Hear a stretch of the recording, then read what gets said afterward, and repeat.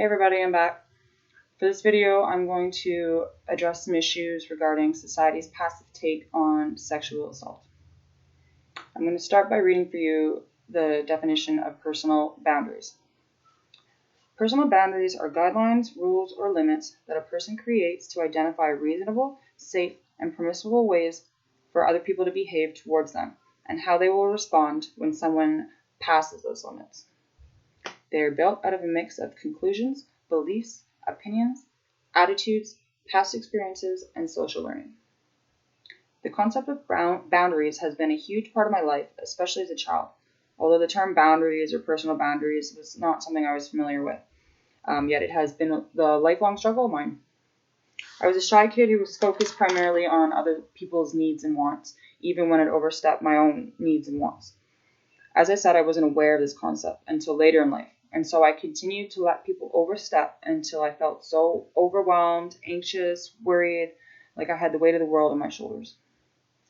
I knew that those negative feelings would only stop when I learned to say, no, you've gone too far, and it's not okay. I slowly worked to establish myself, my boundaries, even though I wasn't even aware of what I was doing.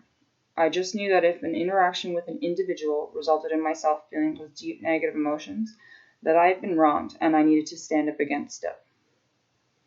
By late high school, I felt great, like I had everything under control.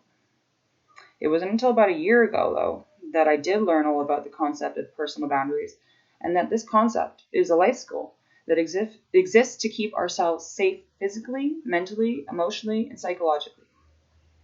So now that I have become quite familiarized with this concept, I have come to the realization that even though I thought that I had very well established boundaries, there is an area in my past in which I still feel that old familiar sting. Those negative emotions from when I was a child in regards to my lack of personal boundaries.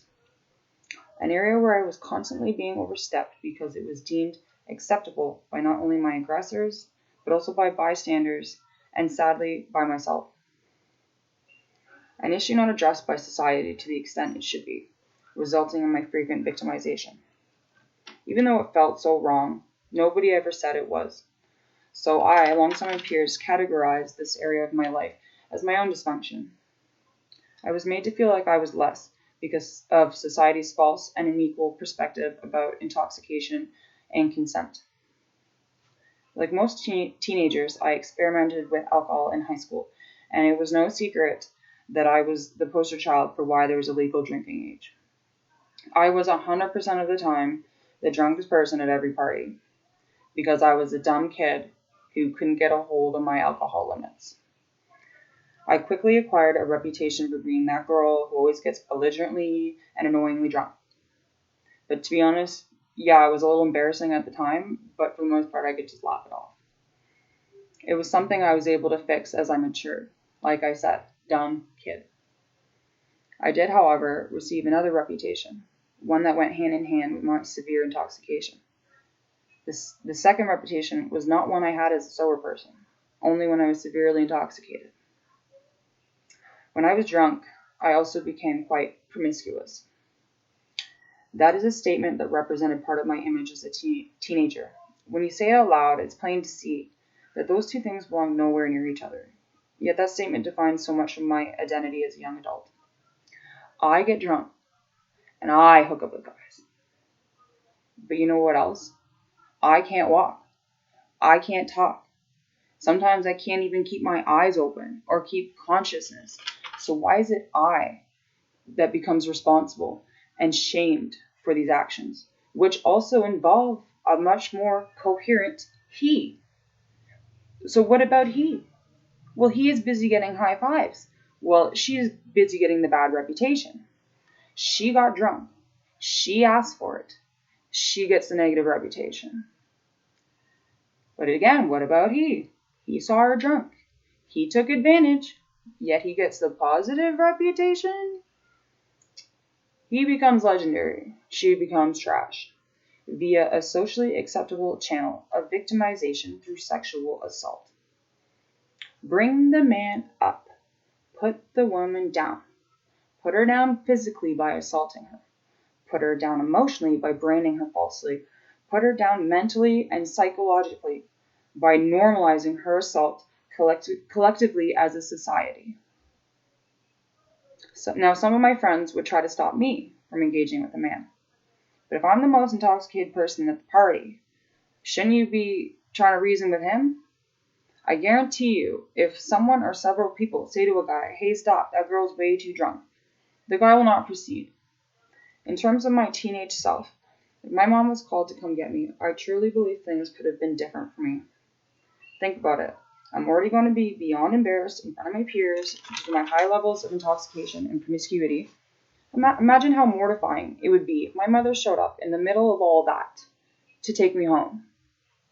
I guarantee you that the possibility of me getting that intoxicated again and risking having my mother come witness that again would be minimal if that happened even once.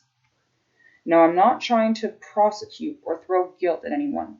The truth is we were all misinformed about what is acceptable in terms of intoxication and consent.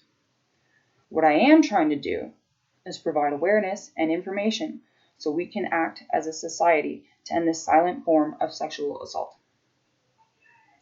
In order to move forward, we first need awareness. Then we need action by individuals, but also largely by the administration. Issues around gender inequality and sexual assault have to be discussed more within the home and at school. Young adults need to know where to draw the line. Knowledge is power, and by equipping young adults with total awareness on these issues, it will empower them to act on these travesties. They need to learn how to identify and stand up for the vulnerable, and to stop casting blame, shame, and praise unequally. We are people, not symbols, not objects, not less. The administration needs to recognize and address all forms of gender inequality and sexual assault. Places such as bars, for an example, need to amp up some of their safety procedures. I know part of the role of a bartender or bouncer is to keep your eye out for trouble, watch people. So what I'm proposing is that if a bar goer becomes severely intoxicated, then the bar staff should have to make sure that person gets a safe ride home, not just kick them out. If that person does not want to go home and maybe just leaves the bar staff should have to call the police. Not to get the individual in trouble, just to keep them safe. Severely intoxicated people are a potential hazard to themselves and others, especially out in public. Call the police. It is their job to ensure public safety. It's not the responsibility of the bar staff once the intoxicated person leaves the bar. However, out in public, it is a job for the police, is it not? Bar staff should be responsible for making that call, and the police responsible to get them home in lieu of an alternative way. Let me put this in perspective. Remember what I said about my mom showing up to take me home? Imagine the police showed up to take you home. What do you think would happen next time you went out? You would keep yourself. Like our mothers, the police are here to keep us safe. Now, I know there's a lot going on with the police these days, but if police departments are working on different and better training, please consider what I'm saying too. Intoxicated people are not criminals. They're vulnerable. Their executive function has been inhibited by alcohol, and they need to be looked out for. Examples such as this is where we need help from the administration. We need new and better policies to help protect women, especially when they're most vulnerable. On a recent episode of Cuomo Primetime, Chris Cuomo was speaking about mental health and said, "If you don't want to talk about getting sick, you're only going to get worse." Now, this stuck with me because if we can't start talking about this sickness felt by women, it's only going to get worse for us. We need awareness, action, and the administration. Before I go, I need to say again, because I can't say it enough, if she can't drive home, The answer is no. If she can't walk or talk, the answer is no. Drunk equals no.